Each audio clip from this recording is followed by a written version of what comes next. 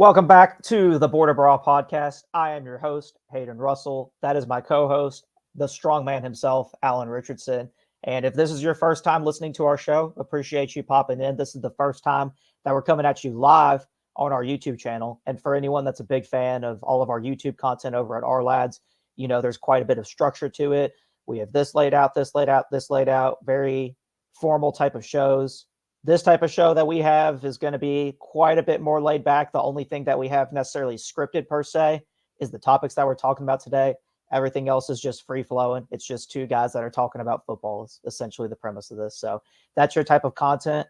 Feel free to sit back, grab a snack, and hope you enjoy. Since we saw you guys last time, which was 2 weeks ago, ended up taking last week off. We've had 2 weeks of preseason games. We had the Division III All-American football team come out, repping with the Center Kearns shirt today for the show, even though they didn't have anyone that was on there. For those who don't know, we're both Division III football alumni, so that's kind of our thing. And the AP Top 25 came out for college football, so there's quite a bit to discuss, some recent signings, and we'll go ahead and get into it. Coach Al, how are you doing? What'd you think of the first two preseason weeks? Football's back. That's what I'm excited about. I'm going to keep saying that until we kick off week one. We got college football starting this Saturday, high school football starting this Friday. It is the best time of the year. Everyone's rolling. Everybody's getting after it. One of my favorite times of the year. Absolutely, for sure. And I mean, 6 days from today, we're going to have a slate of college football games that are going to be on, and not just preseason or anything like that, games that count. So excited about that. We'll talk a little bit about that, especially the headliner for that week, quote unquote, which is Florida State, Georgia Tech. But before we get into that, there's just a little bit of NFL news that we want to get into. This more so on the negative. A lot of our topics are very positive today. This one's a little more negative in terms of J.J. McCarthy. He's going to be out for the season, having season-ending surgery, so he's going to go on injury reserve. He was kind of the person for Vikings fans that people were looking forward to seeing. Obviously, they have Justin Jefferson out wide. They have Jordan Addison, who's currently injured. And they had J.J. McCarthy, that young quarterback that they were trying to develop. It's going to be another year before they could continue to develop him into a starting caliber quarterback.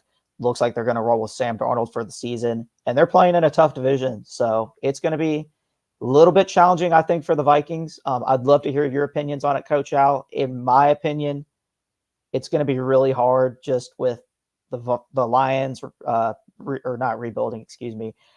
reloading from last year, the Packers reloading from last year, both playoff teams. And then you look at what the Chicago Bears brought in this year in terms of a new quarterback. They brought in a fresh receiver group to go along with DJ Moore and Cole Kmet. The defense looks a lot better, especially the second half of last season. Coach Al, any thoughts on any expectations for the Vikings coming into this season?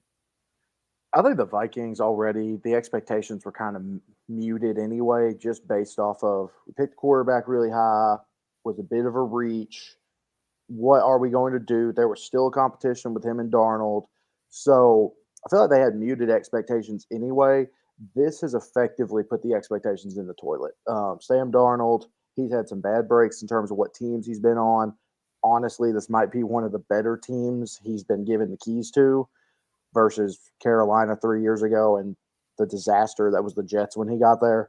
But they are going to be staring down a top 10 draft pick next spring. It just is what it is. They were probably staring that down with J.J. McCarthy anyway.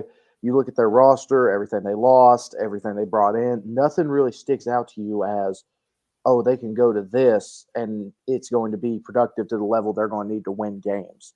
They're the epitome of a strategy that a lot of people talked about this past spring when the quarterbacks went so high in the draft. If you ain't got the guy, these 4-year quarterback contracts, cheap contracts, you can offload them easily. You can keep going after the guy until you get one. So they're kind of pulled the trigger on a quarterback when they figure out if McCarthy's the guy or not. But this roster is not meant to win now. And now for Vikings fans, the only real glimmer of hope they had was, oh, we have a young quarterback, and now that's gone too. I think Sam Darnold gets quite a bit of a bad rep, especially if you were watching him around when he was on the New York Jets. Certainly didn't live up to the expectations as the number 3 overall pick. But if you watch him recently, he showed glimpses, especially when he was with the 49ers the last couple of years, or maybe it was just last year. I'd have to double check that. When he had opportunities to come in for the 49ers, he showed some flashes. Like, he is certainly a talented quarterback. He's still someone that you can get something out of. If you need someone that's going to be like a bridge type quarterback relaying into the young rookie who needs some time to develop, he's going to be the guy that can take over, can start a number of games for you and be okay. But if you're looking at Sam Darnold as your primary starter for the whole football season, there's going to be some challenges for sure, some growing pains. So Kevin O'Connell's got a ton on his plate this year. I think he's done a phenomenal job as a head coach. This is potentially going to be his toughest coaching job yet. I'm really interested to see how he does. And speaking of Vikings news, they ended up signing a former Defensive Player of the Year, All-Pro corner, Stephon Gilmore. With J.J. McCarthy going on injury reserve, this is surely welcome news for Vikings fans. At least they got some talent that they're bringing in. And I mean, Stephon Gilmore, even up, into his 30s now, is still a really good player. I mean, if you watch some of his tape, he's still playing at a really high level. Matching him with Harrison Smith, the ageless wonder. You got Shaq Griffin back there, Byron Murphy. The secondary doesn't look too bad in general. So would love to hear your thoughts on that. Do you think that the secondary is kind of going to be more of their strength? Obviously, we talked about their receivers. They got some dudes at receiver. Hopefully TJ Hawkinson can come back sometime soon. But do you think that the secondary is going to be the core strengths of the Vikings heading into this year? Yes, 100%. You got Harrison Smith back there. Dude is an elite defender, has been for a very long time. That was going to be your calling card. What worries me with their defense is the front seven is very average. Like, they've got some good talent, but the overall group is very lackluster. And if the offense underperforms, are they going to get in situations where just they're getting beat out of the water and can't overcome a 14-point deficit, 21-point deficit, not because the defense can't get a stop, but because the offense can't produce. So that's kind of where I'm at with the Vikings' expectations this year, is they've got the strengths in the wrong places for the type of team they're going to have to be this year. It's definitely going to be a little bit of some growing pains too, losing to Neil Hunter, who's been, just such a consistent pass rusher for them over the past number of years. They ended up bringing Jonathan Greenard, which we'll see what he can do from a production standpoint. It's going to be really hard to match what Daniil Hunter brought to that team, but going into his 30s, it was someone that they felt they needed to move on from and, continue to get younger as they continue to, build the roster towards the future. Now, I know we had talked about, we have not spoken a whole lot since the preseason games started. We're now almost 2 weeks into the preseason. There's still a couple games going on tonight. One of the major talking points, especially with Hard Knocks going on, has been Caleb Williams. He's shown some highs. He's shown some lows. But for a rookie quarterback who's still super young, this is his first NFL experiences. Me personally, having watched him, I thought he's had some really impressive plays. One of my big questions coming out of college was whether he could play under structure. If you go back and watch a lot of his USC tape, the talent, is undeniably there for sure. But a lot of what he did was his creativity, in my opinion, was maybe his best trait of them all. And wasn't sure if he was someone that would be able to come in and immediately, be able to play under structure just because of how creative he was at the college level. It's definitely going to take some time moving from the college level to the pro level. But what he's shown so far, I thought, has been really impressive. Any thoughts on that, Coach Al?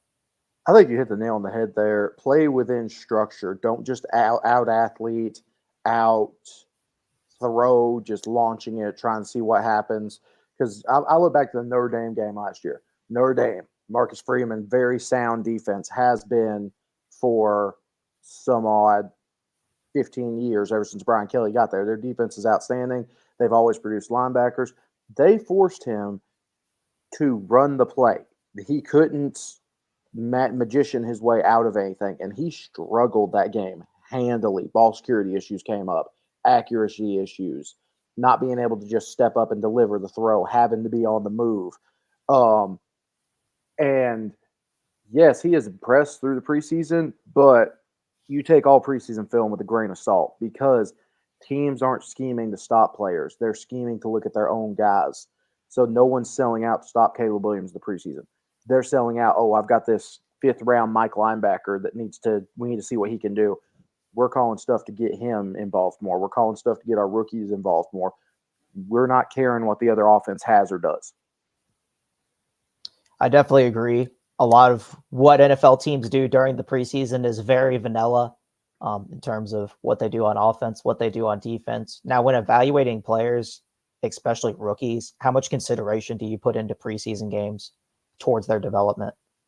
None at all, because of everything we just stated, as well as their own offense is playing very vanilla. And, in the case of Caleb Williams, you might be taking more shots than you're going to take. So he's having more opportunities to put the ball out there, to attack downfield. Then you get in a game, okay, it's going to go to the old NFL adage, you're at worst 60-40 pass run. So I feel like on the flip side of that, everyone's running vanilla stuff. You can also have situations where guys have more opportunities to put up highlight plays versus what they will within a game plan, within a week-to-week NFL season. I think I agree with you in some aspects. I'm 100% with you on NFL teams running a lot of vanilla stuff. I think my idea from a rookie standpoint, when you're trying to integrate rookies into your teams, having that vanilla, for example, Caleb Williams getting to play against a vanilla defense where it's going to be very basic, I think has always been a good way to ease rookies from the college level into the NFL level. Obviously, when they get out there into the regular season, it's going to be quite a lot different.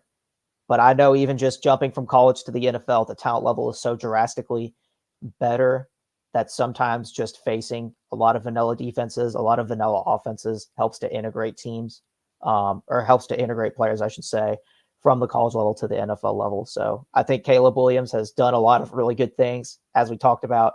Still facing a lot of vanilla defenses. We'll have to see what he can do in the regular season. But in my opinion, he showed up and done what he's supposed to do. And, Bears fans should be really excited. I think that offense has potential to be, a really high-powered offense this year. So we'll have to see how they do. Switching over to the AFC West, the Raiders are currently in a quarterback battle right now between Aiden O'Connell and Gardner Minshew. Haven't seen a lot of, at least listening to Raiders beats reporters, listening to Raiders reporters in general, hasn't been a whole lot of separation between the two. Now you have Gardner Minshew. He's the savvy vet. He's kind of bounced around from team to team, kind of a journeyman type quarterback.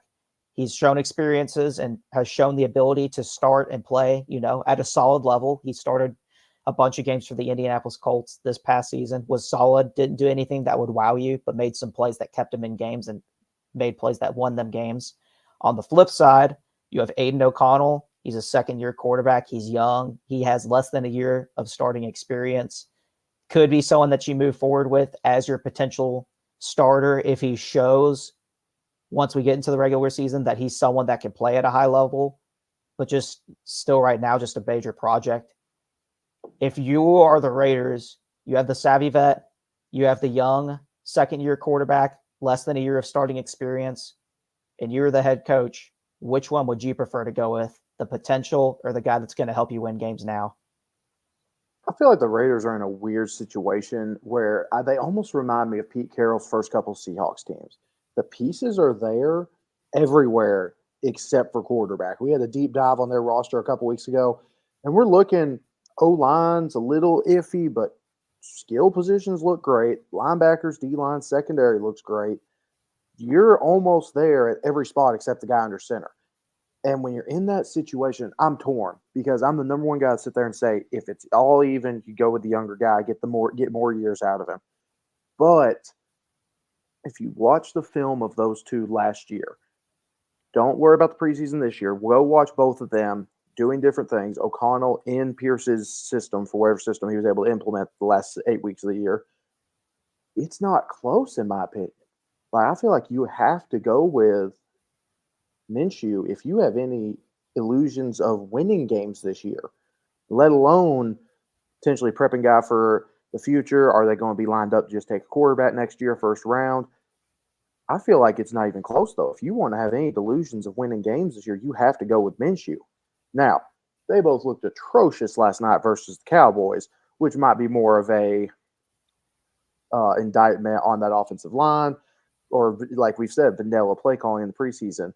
But in terms of who needs to be QB1, if you want to win games this year, you're going to give Uncle Rico the ball. You're not going with AOC. You're going with Minshew. If the wheels fall off on the season and you're guaranteed to pick top 5 no matter what, maybe you give O'Connell the ball 2 or 3 games at the end. But if you're wanting to potentially compete for a playoff spot, you have to go with Minshew. I think you and I are both fans of the Raiders, just from a trenches standpoint, especially when you talked about our breakdown a couple weeks ago. I think they're super strong in the trenches. What do you see as their ceiling with the lingering quarterback situations right now? I think obviously in the AFC West, unless something like implodes or something catastrophic happens, they're probably not going to top the Chiefs. Do you think there's still a team that can get second in the AFC West with the Chargers and with the Broncos being the other 2 teams in the division? The Raiders are always a sneaky win team. I mean, they came in and blew the brakes off Kansas City and didn't throw the ball for 3 quarters last year on Christmas. So they're always a sneaky win team. I don't want to put a games won cap on them because I don't know what it is. It could be anywhere from picking first in the draft to they could win 9 games. I really think their roster, mainly because the quarterback position, has that much parity on it. But if I'm going to pick where they finish in the AFC West, I'm going to say they're going to be fighting for that 2nd or 3rd spot. I don't think Antonio Pierce is going to let them bottom out. I don't think Denver has got it figured out enough to overtake them. But I feel like the Chargers aren't going to exactly lay down. Now, they're dealing with their own issues at the quarterback spot, but I don't see the Chargers laying down, especially under Jim Harbaugh, what he's looking like he's going to do. And I think the talent the Chargers have across the board is slightly higher than the Raiders. So I'm going to say they'll be 3rd in the AFC West, probably picking high single digits, low double digits in the draft, somewhere in that 13 to 8 range probably. So not necessarily a bad season, but definitely going to be a letdown, and it's going to come on the back of this quarterback competition. Absolutely. And when Antonio Pierce took the head coaching job midway through the last season, he knew when he took this Raiders coaching job that he was going to have his work cut out for him, and he's definitely going to have that this year. Like we talked about, think they have the talent to finish 2nd in the division. It's going to be an uphill battle, especially if they're not getting quality quarterback play. But if there's a team that can do it, and if there's a coach that I would trust in to get it done, it would probably be Antonio Pierce. You touched on the Chargers quarterback situation just a little bit. And it's been a little shaky, I must say. Obviously, Justin Herbert has been out. He has been a really good quarterback in the league for the past few years, arguably top 10, you would say, has been out for essentially all of the preseason. And we've kind of got a glimpse once again, like we did last year, into the Chargers backup quarterback situation with currently Easton Stick, Max Duggan, and they just signed Luis Perez, from the UFL, which I know you and I, it's big spring football league fans, have always liked Luis Perez. So glad that he's getting his shot. But if you actually go watch the games this year, it's a little rough from all 3 of them, especially if Easton Stick is going to be your primary backup, has struggled to say the least. There is a former Titans quarterback that I should say, that's currently sitting in free agency that I know that you've always been a big fan of since he signed with the Titans, Ryan Tannehill. Do you think that is someone that the Chargers should pursue potentially as their backup just in case something does happen to Justin Herbert again this season? I think anyone who's got a question mark at the quarterback position, I know we're just talking about the Chargers, but anyone who has a question mark at your backup quarterback position, I'd go pursuing Tannehill.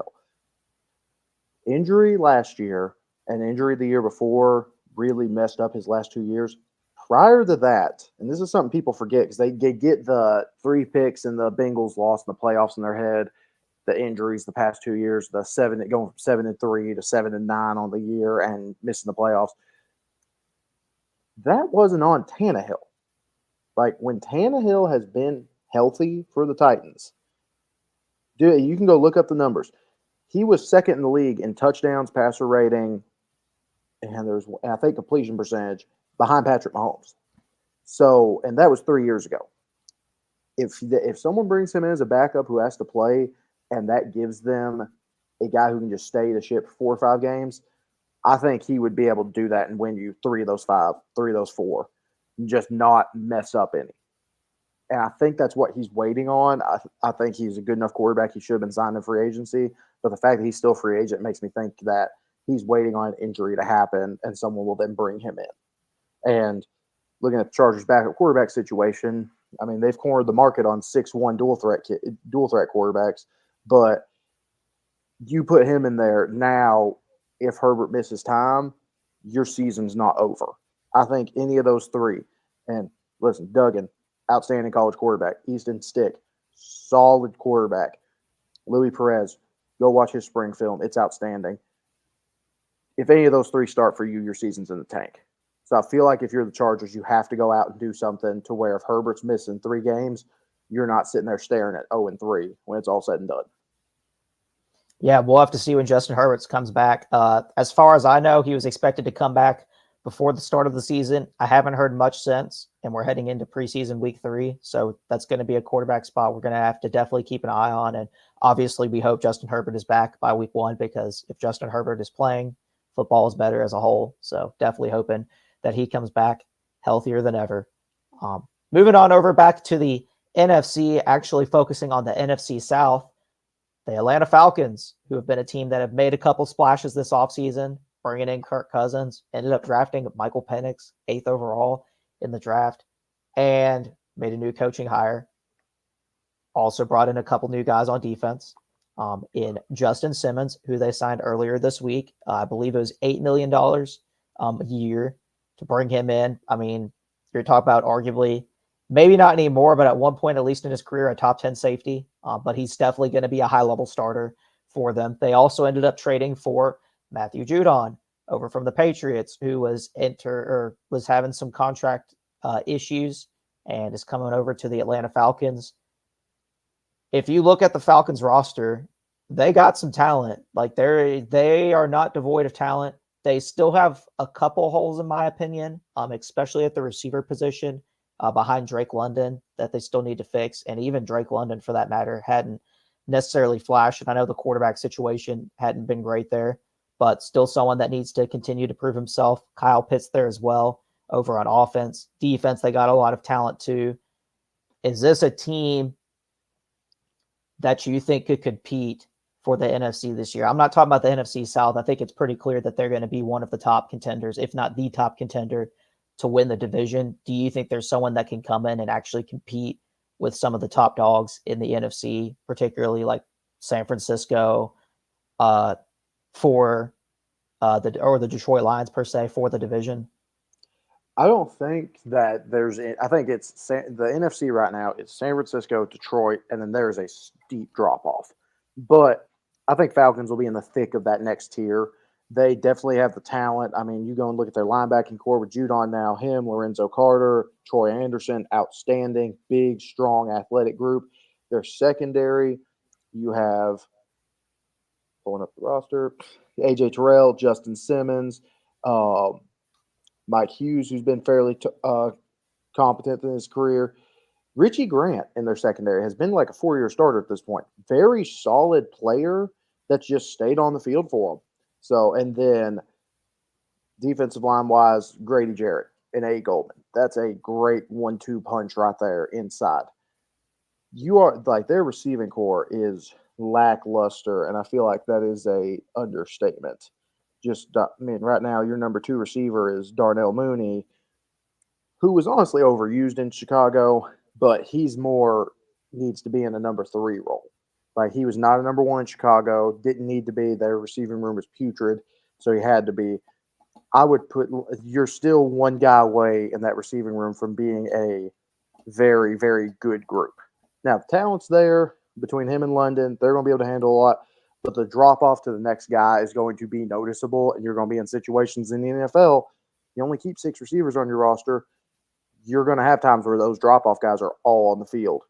And if they can't get separation, you don't know what's going. Nothing. You can't get anything going. It's so hard to predict what the Falcons are going to do this year, just because I'm such a big fan of what the Tampa Bay Buccaneers have built as well. Mm-hmm. Obviously, they lost Dave Canales this offseason. I am a huge Dave Canales fan. Ended up bringing Liam Cohen coming over from the University of Kentucky to be their new offensive coordinator. But what they've built in Tampa Bay, I think is sustainable, especially if Baker Mayfield can continue to play at a high level. like he has been, at least this past year. And it's not gonna be like the Falcons are just gonna walk their way to a division title. I think the Buccaneers, like I said, are right there with them. But in terms of, if you look at the Falcons roster from top to bottom, they have a shot to do some pretty, major things this year. I wouldn't say, I'm kind of in the same boat as you, that they're a title contender or anything. Maybe not even a contender for the conference, but they are a team that I could see making a splash this year. I saw you wanted to say something. And then it's just really, and this more speaks to the NFC South in the whole. It is really interesting that they could go win that thing and probably not even be a top 8 team in the conference. Because, as much as people rag on the AFC South, Titans, Jags, Texans, Indy, post Luck, post Manning, the NFC South since 2002, the whole division's been bad. It's not that you've had. Now, yes, they picked up Super Bowls in there, which Tampa, New Orleans, both go on their runs. Falcons have an outstanding season. But the whole division is up for grabs every single year. It doesn't matter how good you were the year before. The division's always up for grabs. So it's really interesting to me that Atlanta, with everything they've done, could potentially win that division, be second in that division, and not even be top half in the conference in terms of actually how good the team is. There will be a team to watch. I think that, especially if you have Kirk Cousins back there. I know Cousins hasn't had like elite playoff success or anything like that, but it's such an upgrade over the quarterback situation that they had really in the last couple years that I do think that they're a team that could make a splash this year. Like I said, probably not a conference contender, but I do think that they're a playoff team, could potentially win a game, and really excited to watch them this year. If you like this type of content, make sure that you check us out on YouTube at youtube.com/Ourlads, I believe. And check out all of our videos. Check out our content. Also, check this specific podcast out wherever you get your podcasts. Just search Ourlads over on Spotify, Apple Music, whatever it may be. Come listen to our previous shows in the past. If you're also a fan of some of our written content, or you're interested in a magazine just with some different scouting reports, we have the Ourlads Guide to the NFL Draft, which has all of the draft reports that we made this past draft, which is applicable now more than ever, just because you already know who your team picked. You can see what we had to say about them, a completely unbiased opinion, because this came out before the draft. So go check that out. We also recently, last month, dropped the NFL draft review, or the NFL review, I should say, talking about a review of the draft, depth charts, expectations for teams, and a free agent recap as well. You can check all of those out at ourlads.com. And for the written content, you can either get a hard copy of it or you can get a virtual copy of it as well. I did want to shout out Brandon Aubrey. He hit a 66-yard field goal last night in the preseason. If he had hit that in the regular season, he would have broke an NFL record for the longest field goal in NFL history. For someone with his storyline, I mean, it is utterly incredible what that man has been able to do. It wasn't 2-3 years ago that he was a software engineer. He's a former soccer player, finished up his career, went to IT, software engineer, like I said, ended up going over to the UFL, previously the USFL, and ended up winning 2 titles over there with the Birmingham Stallions. Played his first season with the Dallas Cowboys. This past year, hit 95% of his field goals. He was 10 of 10 from 50-plus yards, which for a rookie kicker, I mean, and I know he's 29 years old, so he's not the stereotypical rookie, is insane. Now, if you're stacking him up against some of the other kickers that are in the NFL, obviously Justin Tucker has to be up on that list. Harrison Butker has to be up on that list. Is Brandon Aubrey already, I mean, in year 2, like a top 3 kicker in the NFL right now? Yes, 100%. I mean, you hitting that, your numbers last year. Kicker is the easiest position to scout in football, just because, not scout, to look at the box score and tell, hey, is this guy good or not? Because your goal is to make the kick. If you're not making them, you're not going to be on the team next year. Go ask Brock Tucker. Go ask the guy he replaced, Billy Cundiff. You won't be on the team next year if you ain't making the kick. So, yes, it is fair to say he's top 3. Is he going to push that top 2? I could see him overtaking Butker. Justin Tucker's the best in the league until Justin Tucker retires. So I think that's a very realistic expectation. Tucker needs to get the same treatment as a guy like Jason Kelsey, Manning and Brady did, Mahomes is getting, where until you elect to not be there, you are the best in the league. Yeah, and I just had to give him a little shout out because I remember when Brandon Aubrey was kicking for the Birmingham Stallions just a couple years ago, like we had talked about, won a couple titles with them. And to see him continue to have that success at the next level in the NFL and not only succeed, but we be one of the best players at his position just 1 year into his career at the NFL level, I just think is absolutely spectacular. So at least I'm a big fan of him. I'm sure you're a big fan of him as well, just having watched spring football and really excited to see what he continues to do for the Dallas Cowboys. These kickers just keep getting absurd. The kickers right now in the NFL, I mean, Yeah. kicker talent, I mean, it's got to be at an all-time high. Like, if I'll you're put- missing like 50-yard field goals, like it's like a knock against you at this point. Nick Folk, like people are complaining, like Titans fans are trying to make a kicker competition now because Nick Folk is known for if it's under 50, he's automatic. Anything over that becomes iffy. But kicker talent, it's kind of like we've talked off podcast about offensive line size, how it's starting to get like it used to be. If you were a 330 offensive defensive lineman, you were considered out of shape. Like there's an old scouting report of John Henderson, the former Tennessee stud, former Jaguar, former Raider, where it said, oh, stress fracture. That's always a thing with 330-pound linemen, like openly saying he could get hurt because of how big he is. Nowadays, if you don't have a 330-pound D tackle on your roster, you're an undersized team. And offensive line's getting the same way. And kicker has started to swing that way too, where it's like the amount of talent that's coming into the league now is getting so ridiculous that a 50-yard field goal is no longer considered out of the question. It's considered an expectation.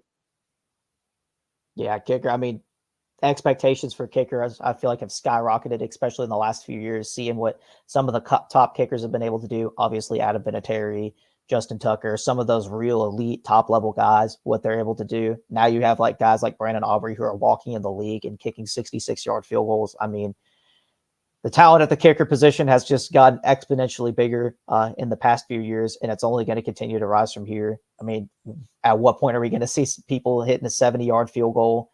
I mean, 75-yard field goal, is it possible? So I mean, it's going to continue to get pushed.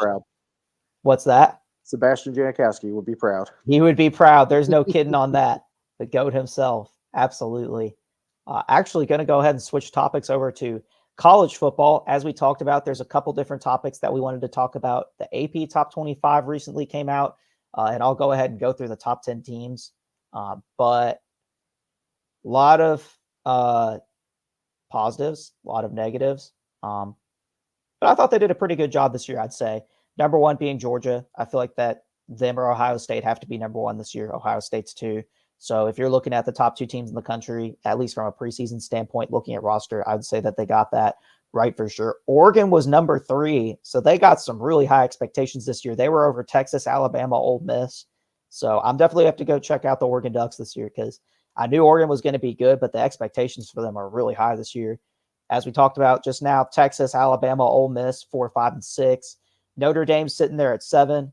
Penn State at 8 with Drew Aller coming back at quarterback. We'll see what they do. Number 9, Michigan, who lost all the talent that they did and just won the national championship, lost Jim Harbaugh, sitting there at number 9. And Florida State, who lost a tremendous amount of talent this year after going undefeated this past season up until the bowl game, sitting there at 10. Going through the AP poll, were there any teams in particular that you felt were higher than you expected, lower than you expected? Were there any omissions that you felt, Coach Al? Michigan being 9, yes, I understand. They lost Harbaugh, they lost McCarthy. That's a big drop for a team that's a returning national title winner. So I'm not shocked by it, but it's something of note where you don't see the returning national title winner being put lower than 5 usually. So them being almost outside the top 10 is kind of note in my mind. Notre Dame, Penn State, at some point, the preseason voters have got to stop putting them in the top 10 because they both are horrendous about not being in the top 10 at the end of the year. So at some point, you have to let history speak for itself and start punishing them in preseason polls, in my opinion. Missouri sliding right in at 11. I'm a little shocked they weren't lower with the loss of Why is the name escaping me? They're running Cody back from last Schrader. year. That was outstanding. I'm a little shocked they're not lower, but obviously you have Brady Cook coming back. You have Luther Burden, who is a menace at receiver. So, honestly, going down there, Tennessee, I think, is ranked a little high for my taste, but they have a very talented team. So I'm seeing that be a more projecting. Put them at 15 now. They may be creeping into that top 12 very quickly.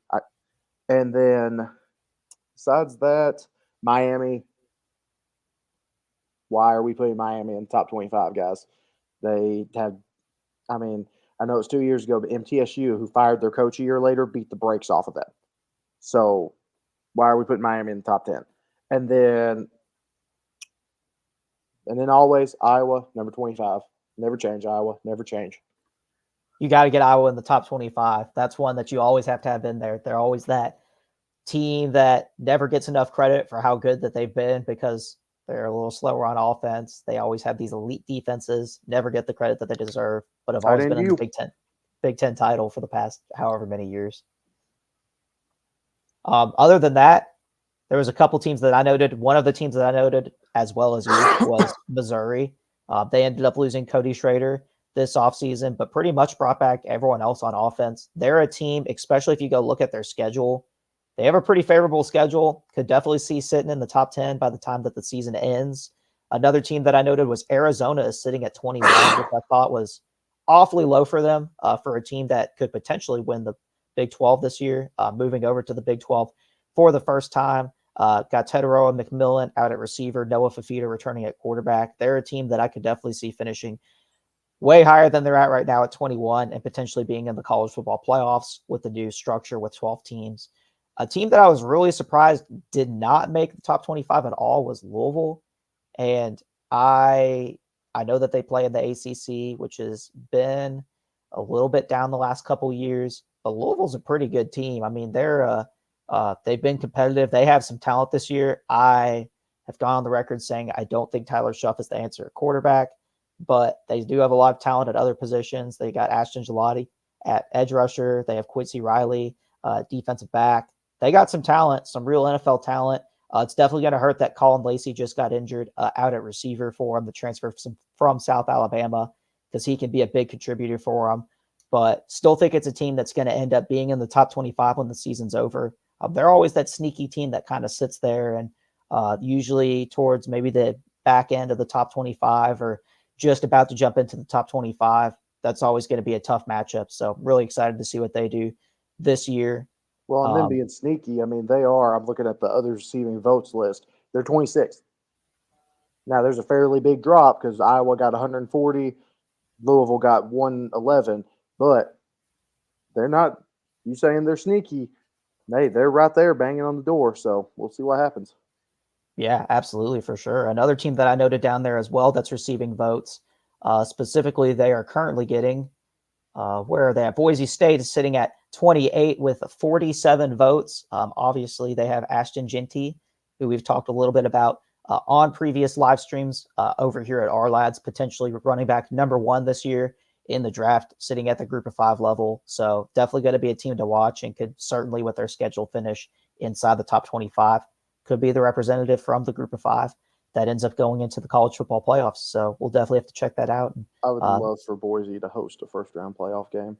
Surely they won't host. Awesome. Surely they won't host a game. That would be pretty cool if they did. Would have to have some fourth in the, LSU or Tennessee or Ole Miss have to go up to Boise, Idaho, and play on the blue turf. That would be outstanding. That would be a heck of a time for sure. I'm 100% with you on that. I hope we get to see that one day.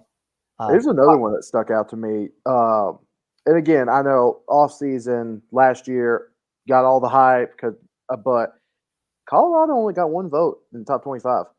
That's a little shocking to me just because this is the AP poll.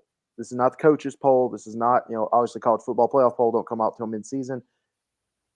The AP was the one hyping them up all offseason last year. And it's just interesting to see how we went from, they're a top 10 team to, yeah, they went 4-8 last year.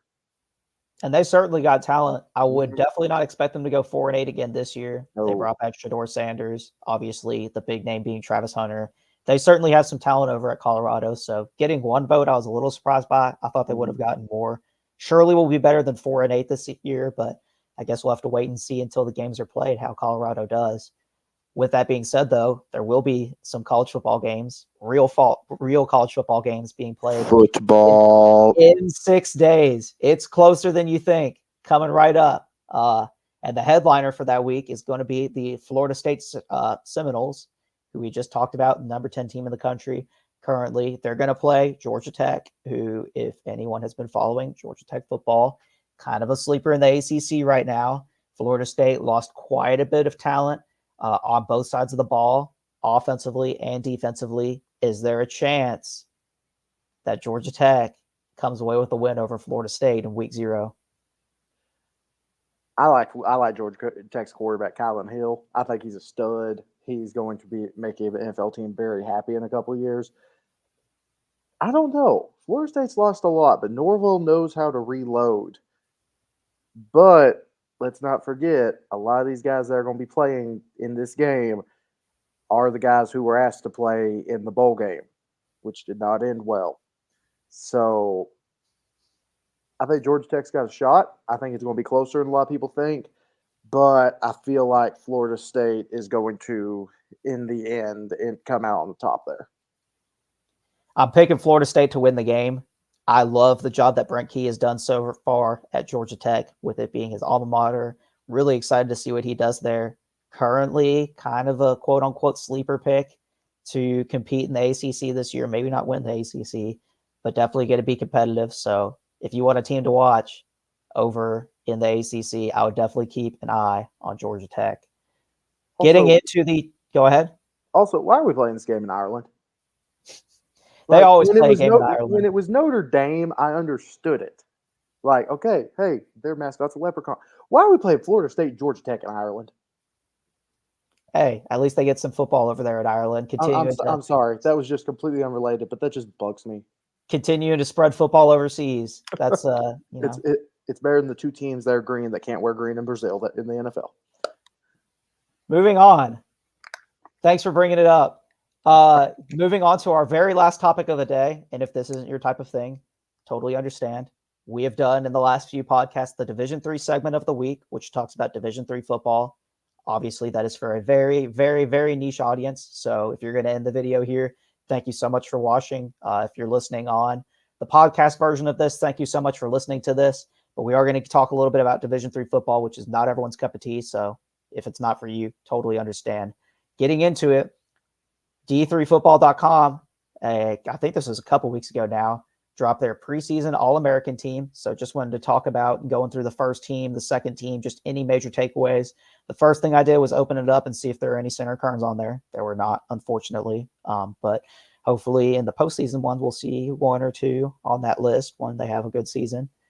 But just looking at the first team for the All-American list, one of the very, very first things that stood out to me was the lack of representation from the WEAC, from Wisconsin. The only one that was there was Lacrosse's kicker. But other than that, there weren't any first-team guys from the WEAC. It was littered with guys from North Central.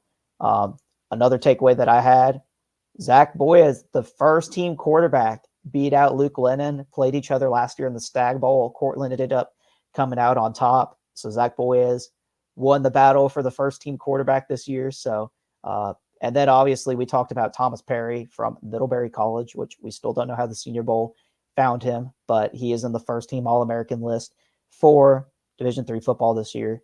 Was there any takeaways that you saw, Al, that got you thinking, this is interesting, or wow, I didn't expect to see that? You know I've got a lot of opinions on the D3 All-American list. I know you do. How it gets picked, the biases that are behind it and everything. The lack of WEAC guys is crazy, considering I just watched the third division's video on every D3 college football conference, and he made a point to mention that the WEAC is the SEC of D3 football because there are no FCS teams, there are no D2 teams in Wisconsin. So that conference is overloaded with talent. So the lack of that on the D3 football American list is kind of crazy. The other one that's crazy to me is quarterback one. Yes, I understand he won the Stag Bowl. Like, yes, no one's taking that away from you. you're comparing who is the better quarterback. Lehman is the better quarterback. He's getting NFL scouts talking about him. We talked about him a couple weeks ago on the podcast. He is the better quarterback. That's what an All-American list should be reflective on-field performance, especially on the same side of the ball. Now, if you want to go an offensive player versus a defensive player or whatever, on-field performance, when especially comparing quarterbacks, should not affect who is the better player, in my opinion. Yeah, absolutely. 100% agree with you for sure on that. I also wanted to shout out our general manager, John Cooper, the former head coach at Benedictine College in Illinois. They had a player that made the Division III All-American team this year, Brian Pritt. So just wanted to shout him out. And, the legacy that Coach Coop built over there at Benedictine is still living on to this day. But that's all the time that we have for you today on the show. Thank you guys for listening. Thank you for everybody that tuned in. If you're listening on the podcast version, thank you so much for giving us a listen. We'll be back next week on Sunday, probably around the same time. It's going to be 1 p.m. Eastern or 2 p.m. Eastern. We'll set a time for you guys to watch. Coach Al, any final thoughts? We're heading into week 1 of the high school season, heading into week 0 of the college football season. Preseason week 3, we got games tonight. Football is back in full swing. Any thoughts? Good luck to all them guys in preseason week 3 who are trying to make the roster. This is always Absolutely. the semi-sad week just because there's going to be a lot of guys whose dreams end after this week. So good luck to all those guys. I hope everything goes out good for y'all. Absolutely, and I mirror that as well. Definitely good luck to all the guys that are attempting to make rosters. We're rooting for you. It's just the nature of the business for sure. Thank you guys so much for watching, and if you like this type of content, make sure to subscribe to the Ourlads YouTube channel. Check us out wherever you get your podcasts, and we'll see you guys next week. Thank you guys very much.